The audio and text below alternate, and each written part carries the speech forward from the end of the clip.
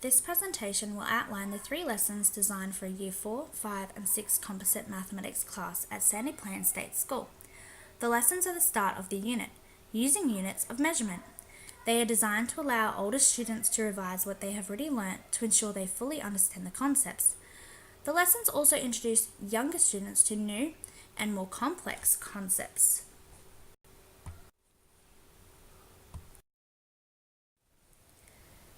As a starting teacher at Sandy Plains, I have chosen to implement the curriculum into the classroom resource in my teaching to ensure all aspects of the curriculum are covered for my students.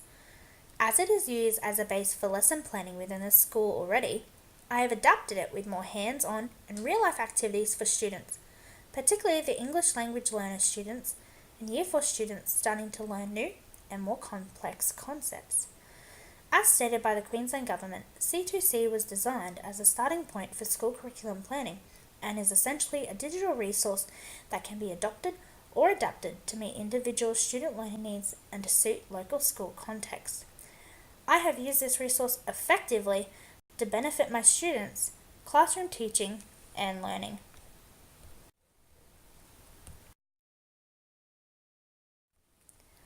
All 3 lessons have been designed with multiple differentiation strategies in place to ensure all students achieve the intended outcomes and results of the lessons. The lessons have been designed around the Year 5 curriculum, but incorporate strategies to ensure both Years 4 and 6 students are learning appropriate and important concepts. Tomlinson states that differentiation suggests that you can challenge all learners by providing materials and tasks on the standard at varied levels of difficulty.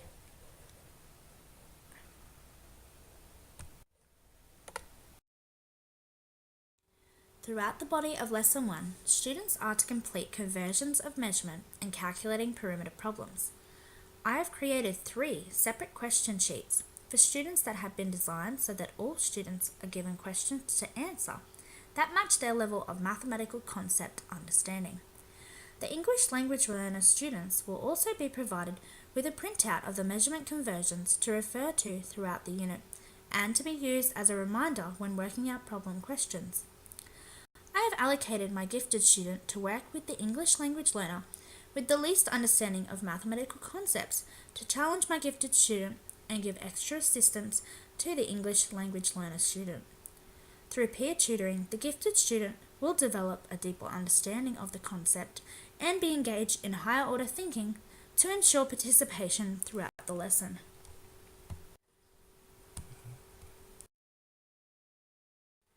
Lesson 2 incorporates the use of scaffolding for students to ensure new concepts and skills are taught in an effective and productive manner. Hammond and Gibson suggests that it is only when support is required that new learning will take place, since the learner is then likely to be working within the zone of proximal development. As the demonstration of calculating the area of a rectangle is taking place, the teacher will use the thinking out loud strategy and will keep the process written on the board for students to refer to later when completing their own work. Students in the class will know that a part of their learning is to find appropriate helping strategies before asking the teacher for help. Students will work their way up to an older student for assistance before I will assist them to allow all students to develop problem-solving skills, communication skills, peer tutoring and higher order thinking skills. Due to further personal research on English language learners, I have designed Lesson 3 to incorporate auditory, visual and kinesthetic aspects in my teaching for all students. During my research, I found that Joe Reed had located research that indicated that only 20 to 30% of school-aged children appear to be auditory learners, that 40% are visual, and that the remaining 30 to 40% are tactile kinesthetic. Through use of a PowerPoint, audio and visual elements are included. In the body of the lesson, I have also included a hands-on activity for students to physically measure capacity of water using different measurements and containers. This will allow them to see how the same measurement can look different depending on the object holding the water. Students will be able to engage in all elements of the lesson to ensure that their preferred learning style allows them to grasp the concepts taught in the lesson. The teaching strategies are used to subtly differentiate learning to meet all needs for students' learning needs and styles.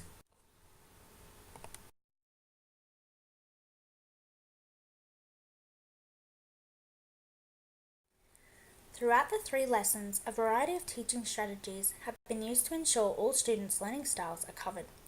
Explicit instruction is used within all of the lessons, which enables students to understand the expectations of the lesson and the new concepts taught. I have ensured that scaffolding is used throughout to demonstrate to students a method in working through their work within the lessons. I will use thinking out loud during the demonstrations, which will give students the opportunity to follow the thought process and have deeper understanding of working out their problems. This strategy encourages them to use the strategy themselves for communication skills during the group and partner discussions and activities in the lessons. All lessons involve students working in groups and partners with a peer tutoring focus.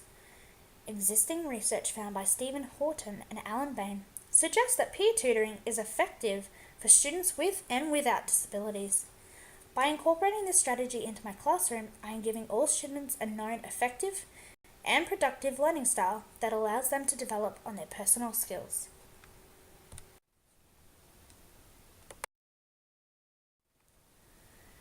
The use of the interactive whiteboard and PowerPoint presentation for each lesson has been utilised to incorporate visual and audio elements into the lessons. Craig and Emmernick suggest that any new forms of communicating call for new ways of thinking about communication processes. With that in mind, I made sure technology was included in my teaching to connect learning with students' out-of-school lives and personal interests. The game used in Lesson 2 Introduction allows students to participate in the use of technology in learning about the area of rectangles. I have also included a class set of whiteboards for the Think and Show Time strategy that is one of my personal favourites. I provided my students with their whiteboards as I have experienced good outcomes from their usage in a classroom setting. A major resource used throughout the lesson is the Curriculum into the Classroom resources for the Year 5 Mathematics Unit 6. I have utilised ideas from Lessons 1 to 3 to design my lessons to be used for my class at Sandy Plains State School.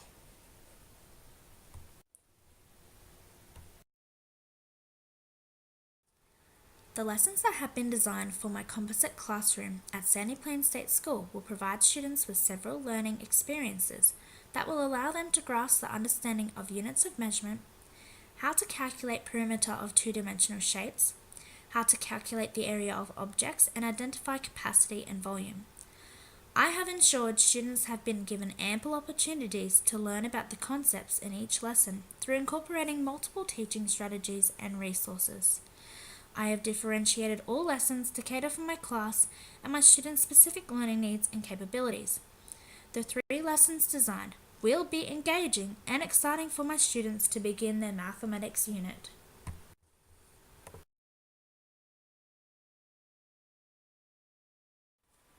To ensure that I have designed my lessons to benefit my students, I have engaged in professional development through research and personal learning. I have used what I have learnt previously in my degree and what I have learnt from scholars to use effective and meaningful strategies for my teaching and learning. Following is a list of my references.